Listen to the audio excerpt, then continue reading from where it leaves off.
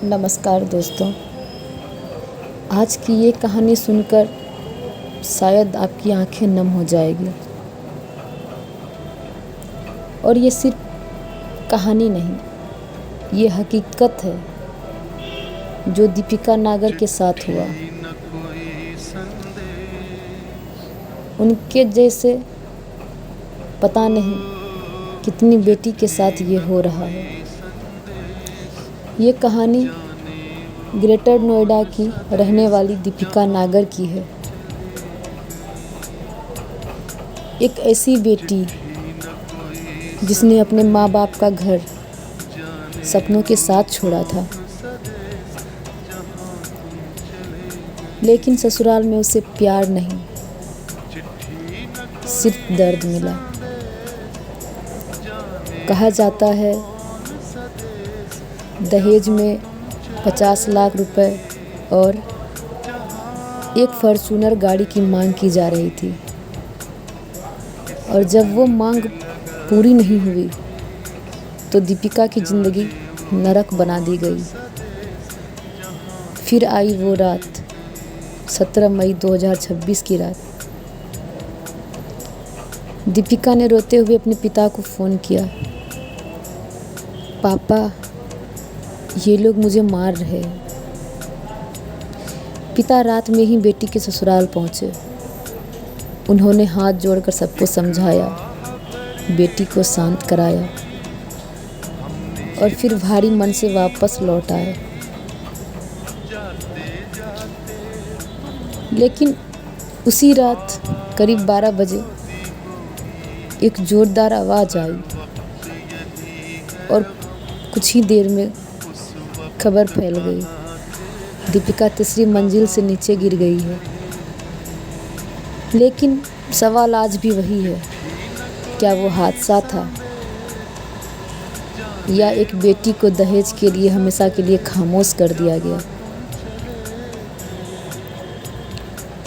Greater Noida के जलपुरा गांव में रहने वाली दीपिका नागर अपने परिवार की सबसे प्यारी बेटी थी। वो बहुत ही शांत स्वभाव की लड़की थी, कम बोलती लेकिन सबका ख्याल रखती थी। उसके पिता कहते थे, मेरी बेटी जहाँ जाएगी उस घर को खुशियों से भर देगी। समय बीता और दीपिका की शादी तय हो गई। घर में खुशियों का माहौल था। माँ अपनी बेटी के लिए कपड़े तैयार कर रही थी। पिता अपनी ज़िंदगी की सारी कमाई बेटी की शादी में लगा रहे थे। उन्होंने अपनी हैसियत से बढ़कर सब कुछ दिया ताकि उनकी बेटी हमेशा खुश रहे। शादी धूमधाम से हुई। दीपिका अपने नए घर चली गई, लेकिन शादी के कुछ ही दिनों बाद उनकी ज़िंदगी बदलने लगी। उसकी हंसी गायब होने लगी, चेहरे की मुस्कान खत्म होने लगी। फ़ोन पर उसकी आवाज़ बुझी बुझी रहने लगी। एक दिन उसकी माँ ने पूछा, बेटी सब ठीक तो है ना? दीपिका कुछ पल चुप रही, फिर बोली, हाँ माँ सब ठीक है। लेकिन कहते हैं ना, माँ तो माँ होती है, वो सब समझ चुकी थी। उसकी बेटी अंदर ही अंदर टूट रही थी। धीरे धीरे सच्चाई सामने आने लगी। परिवार के अनुसार ससुराल वाले दहेज में 50 लाख रुपए नगद और एक फॉर्च्यूनर गाड़ी की मांग कर रहे थे। जब मांग पूरी नहीं हुई तो ताने शुरू हो गए, फिर झगड़े और फिर मारपीट। दीपिका सब कुछ सहती रही क्योंकि वो अपने माँ बाप को परेशान नहीं करना चाहती थी। कई रात ऐसी होती थी जब वो अकेले कमरे में बैठ के रोती थी। उसने एक बार अपनी सहेली से कहा था, कुछ रिश्ते इंसान को जिंदा रहते हुए भी मार देते हैं। समय गुजरता गया और दीपिका का दर्द बढ़ता गया।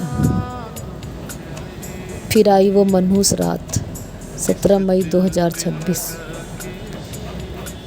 घर में फिर झगड़ा हुआ।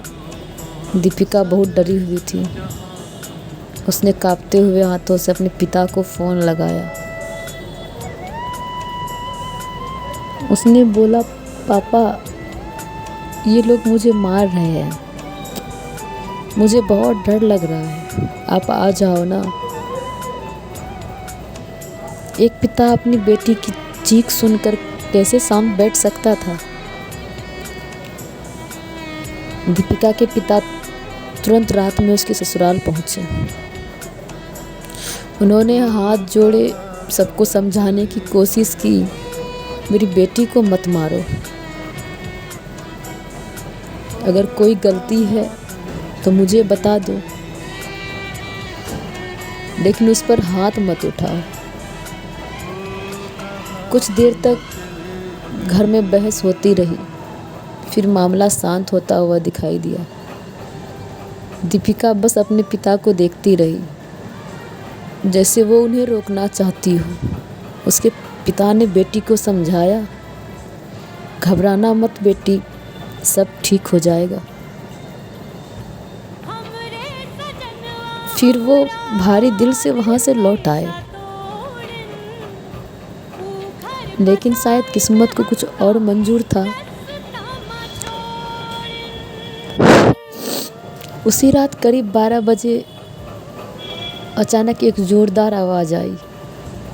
पड़ोसी घबराकर बाहर निकले। फिर जो उन्होंने देखा, उसे देखकर सबके होश उड़ गए।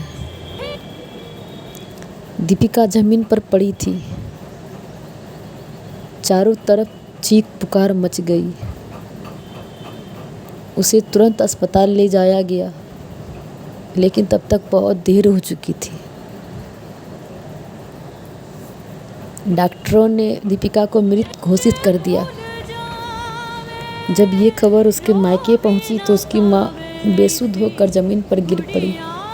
उसके पिता के हाथ से फ़ोन छूट गया। जो पिता कुछ घंटे पहले अपनी बेटी को समझा कर आए थे, अब वही पिता अस्पताल में उसकी निर्जीव देह के सामने खड़े थे। पोस्टमार्टम रिपोर्ट ने सबको और ज़्यादा चौंका दिया। रिपोर्ट के अनुसार दीपिका के शरीर पर 30 से ज़्यादा अंदरूनी और बाहरी चोटों के निशान पाए गए। सिर में खून के थक्के और तिल्ली फटने जैसी गंभीर चोटों का भी जिक्र सामने आया। इसके बाद पूरे इलाके में गुस्सा फैल गया। लोग सड़कों पर उतर आए। हर कोई इंसाफ की मांग करने लगा।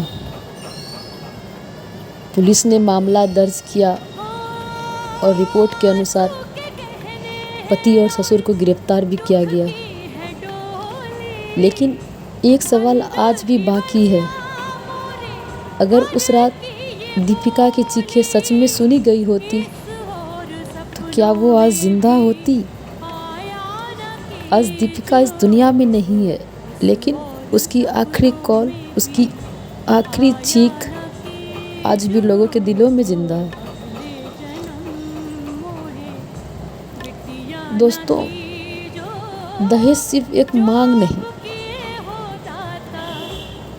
ये कई बेटियों की मौत की वजह बन चुका है।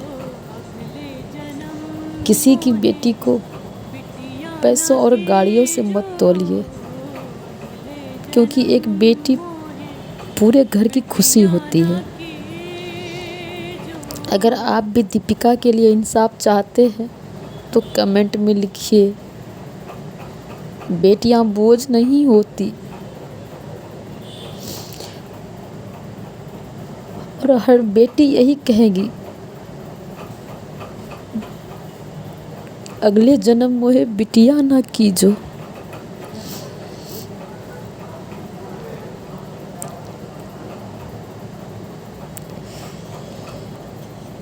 क्योंकि हर बेटी अपने पापा की बहुत प्यारी होती है।